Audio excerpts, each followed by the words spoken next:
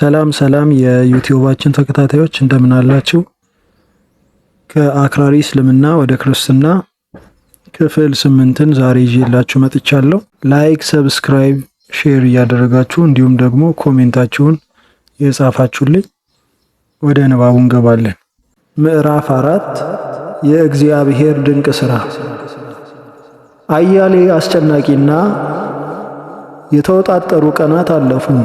በየዕለቱ ስለ ኢየሱስ ክርስቶስ ይበልጥ በማወቅ ጉጉቴ ይጨምራል።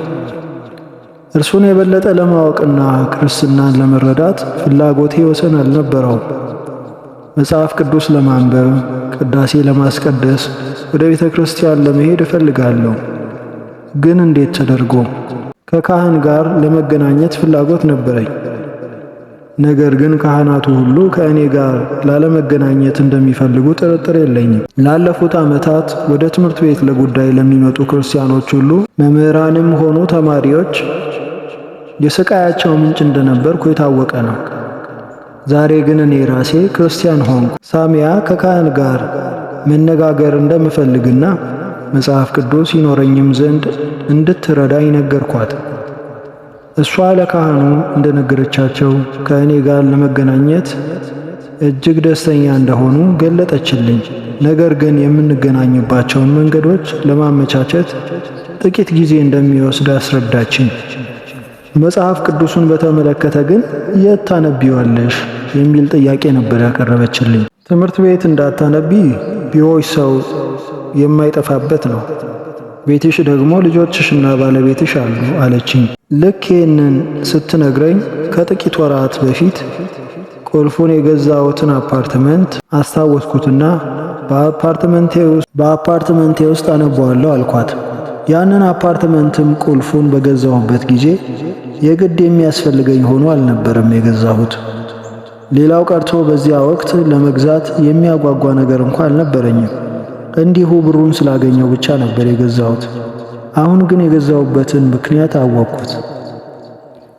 የፖሊስ ጄኔራል የነበረው አባቴ በአቢሳ በሚገኘው የመኮንኖች ሕንፃ ትልቅ አፓርትመንት ነበረው። እርሱ ሲያርፍ አፓርትመንቱን ልንሸጠው ወሰንን። ከሽያጩ ገቢ ለእኔ የደረሰኝ ውርስ 7000 ፓውንድ ያህል ነበር። ያንን አፓርትመንት የገዛሁበት በዚህ ብር ነው። በወቅቱ አፓርትመንቱን መግዛቴን ልጆቼ አልደገፉትም ነበር። እኔ ግን የግድ ተጭኛቸው ነው የገዛሁት። ውስጡን አስተካክዬ ባሟላለትም እስካሁን ግን አንድም ቀን ተቀምጬበት አላውቅም። አንድ ቀን በሐሳብ ውስጥ ገብቼ ወደ ትምህርት ቤት ስጓዝ በመንገዱ ላይ ለሚተራመሱት መኪኖች ትኩረት አልሰጠሁም ነበር። መኪና ሊገጨኝ ለጥቂት ነው ያመለጥኩት። ብሩህ ዓይኖች፣ ሰላማዊና ረጋ ያለ ድምፅ፣ ጌታዬ ከእኔ ጋር በራእይ ሲነጋገር ያየኋቸውና የሰማኋቸው ነገሮች ውስጤን እያስደመሙት ነበር የምጓዘው። ከሁሉ በላይ ደግሞ በሕይወቴ የምወጣው ተልእኮ እንዳለኝ እያሰብኩ ነበር። መኪናው ሊገጨኝ ሲል ሳላስበው በስመ አብ ወወልድ ወመንፈስ ቅዱስ አልኩኝ። በጣም የጮኩ ስለመሰለኝ ማን ሰምቶኝ ይሆን ብዬ አካባቢዬን ቃኘሁት። ነገር ግን ማንም አልሰማኝም ነበር። እንዲህ ባለ ሁኔታ እየተንቀጠቀጥኩ ትምህርት ቤት ደረስኩ። የሆነውን ሁሉ ለሳሚያ ደጋግሜ ነገርኳት። ከዚያም ብዙዎቹ ክርስቲያኖች እንደሚያደርጉት በትምህርተ መስቀል አማተብኩ። እርሷም ይህንን ማን አስተማረሽ ስትል ተደንቃ ጠየቀችኝ። መኪናው ሊገጨኝ ሲል አንድ ሰው አስተማረኝ አልኳት። እርሷም መልካም ነው በይ እስከ ፍጻሜ እንበለው አለችኝና አሃዱ አምላክ አሜን ብላ ደመደመች። ቀጥላም የማማተብን ትምህርት ነገረችኝ። ከግንባራችን ወደ ደረታችን ስናማትብ እግዚአብሔር ከሰማይ ሰማያት ወርዶ ከድንግል ማርያም ተወለደ ማለታችን ነው። ከግራ ወደ ቀኝ ስናማትብ ደግሞ እኛን ከጨለማ ወደ ብርሃን መለሰን ማለታችን ነው አለችና አከል አድርጋ ስትሸበሪ መረጋጋት ሲሳነሽ፣ ምንጊዜም በጠዋት ስትነሺ፣ እንዲሁም ወደ አልጋሽ ስታመሪ እግዚአብሔር በዚህ ቀን ያስተማረሽን አስታውሽ። እርሱ እንደ መሻትሽ ይመልስልሻል፣ ነገር ግን ተጠንቀቂ፣ ይህንን ስታደርጊ ማንም እንዳያይሽ አለችኝ። ምንኛ ደስተኛ ሆንኩ መሰላችሁ! የእግዚአብሔር ሥራ ምንኛ ድንቅ ነው! ጌታ ሆይ ተመስገን። በፍቅርህ እቅፍ ውስጥ ልዩ የሆነ ቦታ አግኝቻለሁና አንተው ራስህ ልቤን ሰብረኸዋል። ጌታ ሆይ ክብርና ምስጋና ላንተ ይሁን። ቀሪውን ዘመኔን ሁሉ እንኳ ከእግር ስር ተንበርክኬ ባሳልፈው ውለታህን ለመክፈል አይቻለኝም። አንዷን ቅንጣት እንኳ መክፈል አይቻለኝም። ስጦታህ ምሉ ነውና። ወደ ቢሮዬ ሳመራ እንደተለመደው ሞፌድ ቢሮዬ ውስጥ ተቀምጦ የዕለቱን ጋዜጣ ሲያነብ አገኘሁት። በስመ አብ ወወልድ ወመንፈስ ቅዱስ አሐዱ አምላክ አሜን ብዬ በማማተብ ሰላምታ ሰጠሁት። ሞፌድም ፈገግ አለና እግዚአብሔር ራሱ ይመራሻል፣ ያስተምርሻል አላልኩሽም አለኝ። ከዚያም ጌታ ሆይ ዛሬም ዘወትርም የተመሰገንክ ሁን። አሁን ስለ አንተ እርግጠኛ ሆንኩ። እነሆ አሁን አንቺ በመልካም እጆች ውስጥ ነሽ፣ መፍቀሬ ሰብ በሆነው በእግዚአብሔር እጆች ውስጥ ነሽ አለኝ።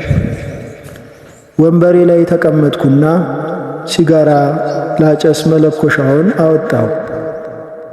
የለየልኝ አጫሽ ነኝ።